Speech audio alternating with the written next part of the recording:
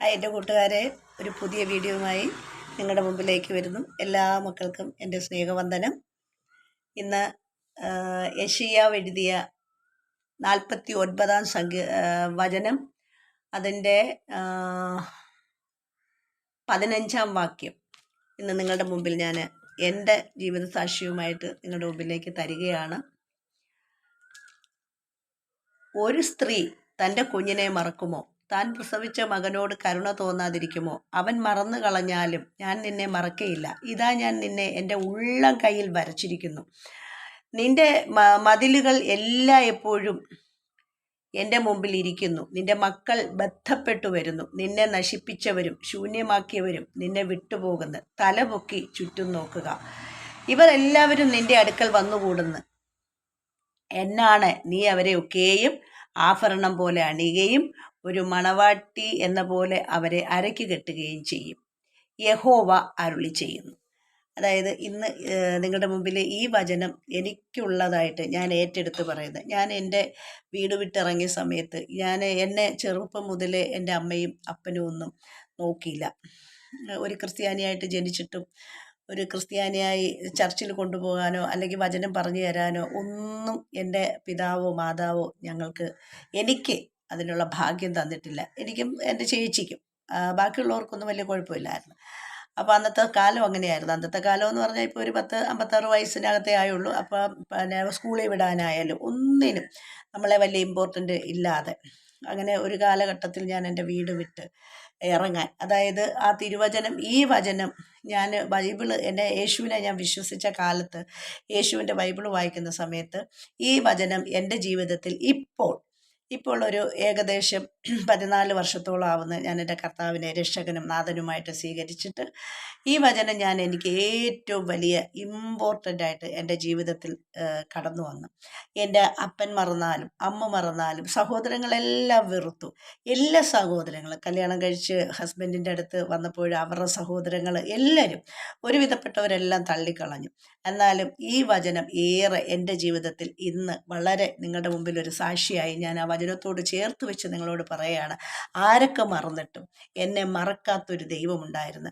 ഞാൻ രോഗിയായി ഭാരപ്പെട്ടപ്പോൾ, മെഡിക്കൽ കോളേജുകളിൽ കയറി ഇറങ്ങി നടന്നപ്പോൾ, മെഡിസിനുകൾ വാരി കഴിച്ചപ്പോൾ, ഒരു ദിവസം 5ഉം 10ഉം ഗുളികകൾ കഴിക്കുന്ന സ്ഥാനത്ത് എൻ്റെ കർത്താവിനെ അറിഞ്ഞ നിമിഷത്തിൽ, മുട്ടുമടക്കാൻ പറ്റാതിരുന്ന സമയത്ത് ആമേൻ, കർത്താവ് പറഞ്ഞ് ഇല്ലാത്തതിനെ വിളിച്ചു വരുത്തുന്ന ദൈവം, മുട്ട് മടങ്ങാത്ത മുഴങ്കാലുകളെ മടക്കുന്ന ദൈവം, ആ ദൈവത്തെയാണ് ഞാൻ സേവിക്കുന്നത്.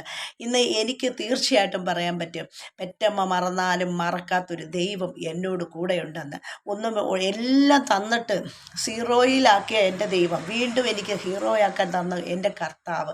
അതുകൊണ്ട് ആരൊക്കെ മറന്നെന്ന് പറഞ്ഞാലും ആരൊക്കെ തള്ളിക്കളഞ്ഞെന്ന് പറഞ്ഞാലും തള്ളാത്തൊരു ദൈവം നിനക്ക് കൂടെയുണ്ടെന്നൊരു വിശ്വാസം വേണം. എനിക്ക് ആ വിശ്വാസം ഉണ്ടായിരുന്നു. പലപ്പോഴും എൻ്റെ കൂടെ നിന്ന വ്യക്തികൾ, അല്ലെങ്കിൽ എൻ്റെ ഹസ്ബൻഡ് ദൈവവചനം പഠിച്ചിട്ട് അരച്ച് കുടിച്ചു പഠിച്ചൊരു മനുഷ്യനാണ്. പലപ്പോഴും വിശ്വാസമില്ലാതെ പുറകോട്ട് പോയ സമയത്ത് ഞാൻ ഉറച്ച വിശ്വാസത്തോടെ ഇന്ന് ഞാൻ ജീവിക്കുന്നു.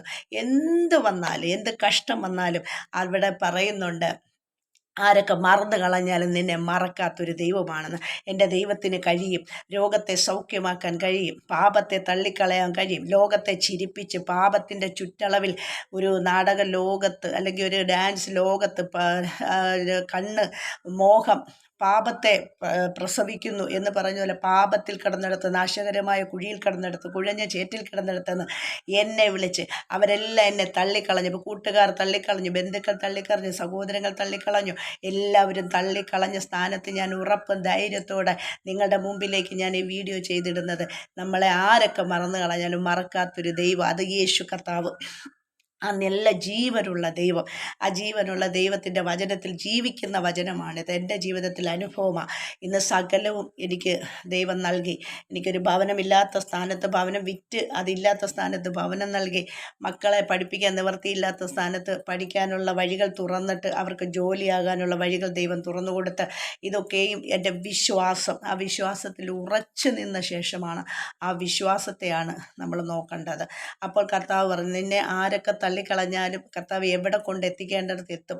അത് കർത്താവ് മരുഭൂമിയിൽ കൂടി പിന്നെ മനുഷ്യരെ കൊണ്ടുവന്നിട്ട് ചെങ്കടൽ പിളർന്നു കൊടുത്ത ദൈവമാണ്.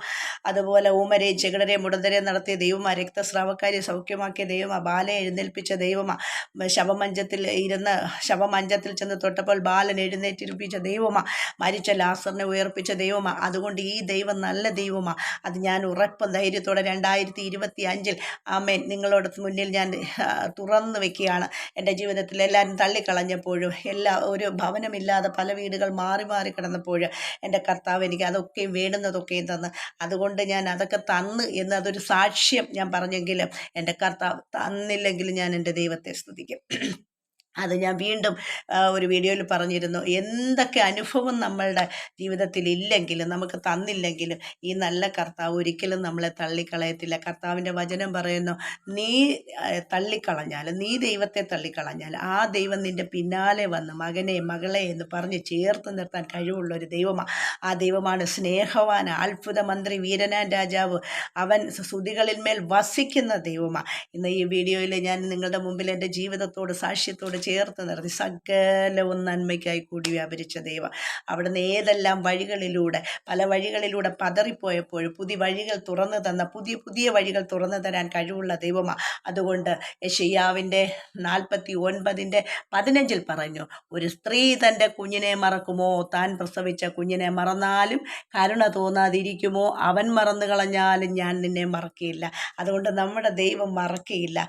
ഒരു സ്ത്രീ അമ്മ മറന്നാലും ആരൊക്കെ മറന്നാലും നമ്മളെ മറക്കാത്തൊരു ദൈവത്തിൻ്റെ മുമ്പിലാണ് നാം ഓരോരുത്തരും ഇരിക്കുന്നത്. അവരവരുടെ വിശ്വാസം പോലെ ആ ദൈവത്തെ ഉറച്ചു എന്നും നിലനിൽപ്പാൻ തക്കവണ്ണം ദൈവം എല്ലാവരെയും അനുഗ്രഹിക്കട്ടെ.